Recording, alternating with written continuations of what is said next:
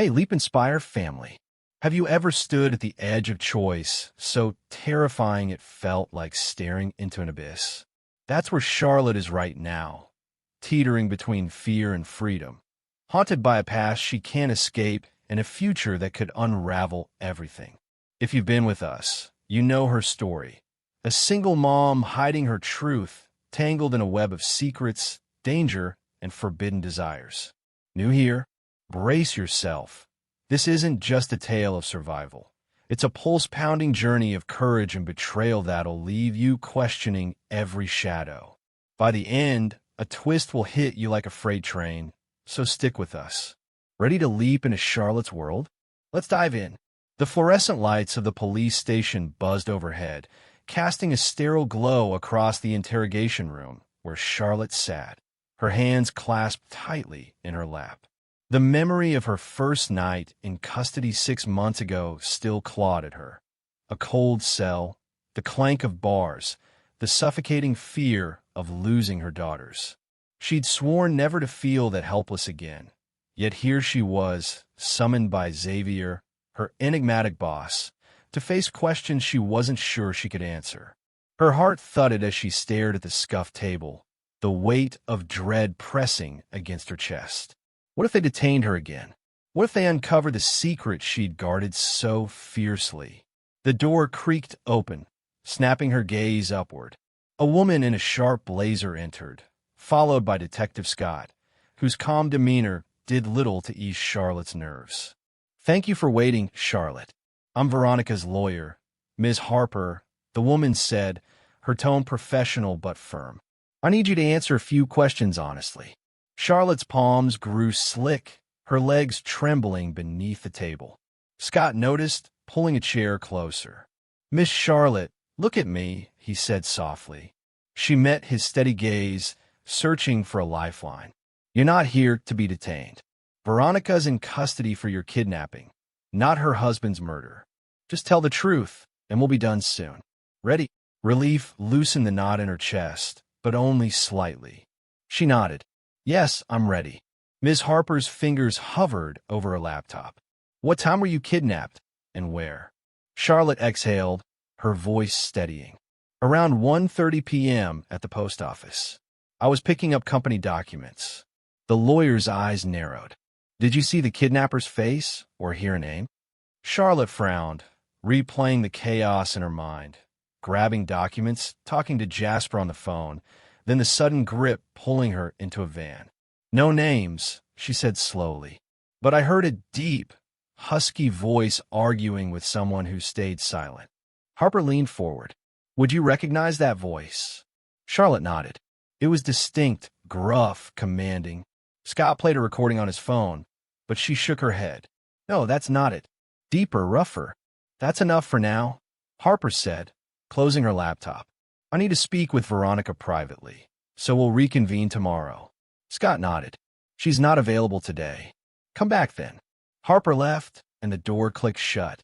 Scott turned to Charlotte, his expression softening but serious. "Charlotte, I know those girls are yours.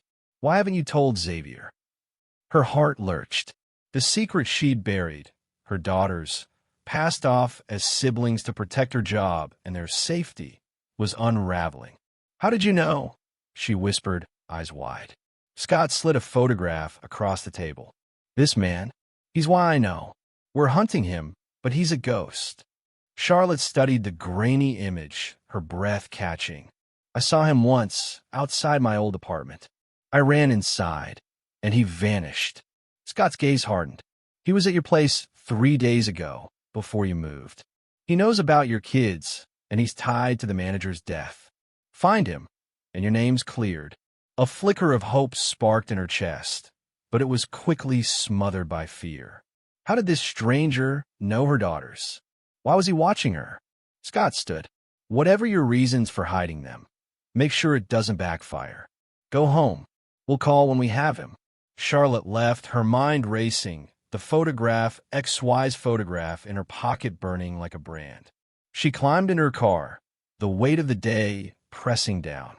She needed to protect her girls, her job, her life, but secrets kept slipping through her fingers. Across town, in a dimly lit apartment, tension crackled among Charlotte's daughters and their friend Isla. Zara, the eldest at 14, paced nervously. "Why are you downloading all this software, Hilda? Didn't the old ones work?" Hilda, 16 and tech-savvy, smirked as her fingers flew across the keyboard. "Those got corrupted, Zara. This new one will get us deeper into the detective system." Aaliyah, 12, frowned. "The old codes already let us send videos.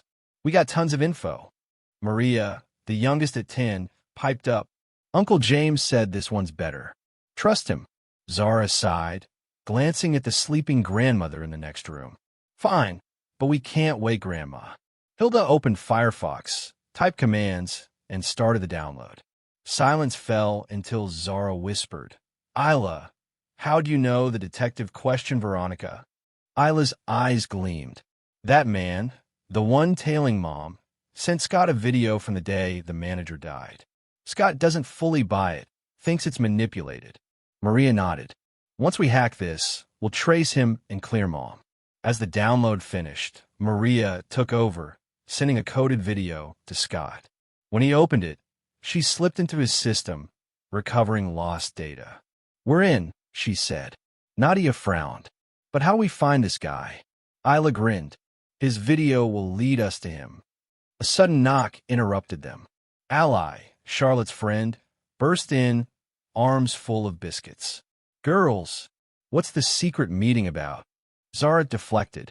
"Just snacks." "What did you bring?" Ally laughed, but her eyes lingered on the laptop. "You're up to something. Spill." The girls exchanged glances, staying silent. Ally shrugged and led them to the couch, where they dug into treats. The weight of their mission momentarily lifted. Meanwhile, in a sprawling California mansion, Nate and his father, Antonio, sat on a balcony, clinking glasses of liquor. "To success," Antonio said, his voice low. Nate nodded. "Feels good to be back. We'll take what Uncle stole and avenge her." Jane, Antonio's wife, stormed in, her eyes blazing. "You're plotting again, aren't you? You fled once, and now you're starting a war." Antonio's glass shattered on the floor as he stood, rage barely contained. "Woman, enough." Jane's hand bled from the glass, but she didn't flinch. "You're a fool, Antonio." He dismissed her coldly. "I have a guest. Go clean up." She left, tears in her eyes. A guard announced a visitor, Mr. Cho, Antonio's ally. "What's the plan now?" Cho asked. Antonio's gaze darkened. "I'll handle it, but my brother knows I'm here. He's got a spy." Nate's eyes narrowed. "Who?" Cho shrugged. "We'll find out. He's planning to kill you." Antonio smirked. "Let him try." Another visitor arrived, a spy from the Shea family. "Your brother's quiet, but Brian's flying in tomorrow," he said. Antonio laughed darkly. "Let's make his death look accidental." Their laughter was cut short by Jasper, panting and disheveled, bursting in. "Boss, the documents are gone, and your guard's missing." He handed Xavier a note. Mr. Shea read it, his face hardening. "Antonio has them." Xavier's phone rang. "Get to the station," Scott said. At the precinct, Scott showed Xavier a photo of his missing guard with a man hunting Charlotte. "He's been feeding him info," Scott said. Xavier's jaw clenched. "He took my documents." Scott pointed to the photo's background. "That's near Charlotte's old place." Xavier's mind raced. Charlotte, the documents, the kiss. Earlier that day, Charlotte had rushed into Xavier's office, clutching a folder. "I took the wrong documents yesterday," she said, handing over the ash-colored folder. Xavier opened it, relief flooding him. The critical Shea family papers were safe. Overwhelmed, he closed the distance between them, his lips capturing hers in a heated kiss. Her body responded, but fear flickered in her eyes. "We can't," she whispered, pulling back. "I could lose my job." Xavier cupped her face. "I'll wait until you're ready." She fled, leaving him smiling. She'd come around. At the mall later, Charlotte, Ally, and the girls shopped until Sophia, Xavier's ex, confronted them. "Stay away from him," she hissed. Maria, fierce at 4, snapped, "Don't hit my mommy." Xavier arrived, furious at Sophia's scene, and whisked them to another mall, buying the girls teddy bears and ice cream. When Zara called him daddy, his heart swelled. "Call me that any time," he said, hugging them. Charlotte's guilt gnawed at her. She'd hidden their father's identity for years. Back at the mansion, Xavier handed his father the documents. "Frank's the suspect," he said. "Scott's after him." Tyler frowned. "If he's framing Veronica, we need him." Mr. Shea's phone buzzed. Sophia's father, Salvador, demanding a meeting. The next day, Salvador accused Xavier of humiliating Sophia. "She loves him, and he shamed her." Mr. Shea apologized, but Salvador stormed out, leaving a notebook behind. In the parking lot, Antonio's car cut off Mr. Shea's. "You're accusing me of planting a body?" Antonio sneered. "I'll take you down." Mr. Shea stood firm. "Try it." At home, Margaret was frantic. "Brian's missing." Tyler confirmed Brian's plane landed, but he never arrived. Mr. Shea vowed to find him, storming out as the club's pulsing beat echoed in his mind, where Nate was charming Sophia, plotting his own revenge. If you love this story, then subscribe this channel for next part.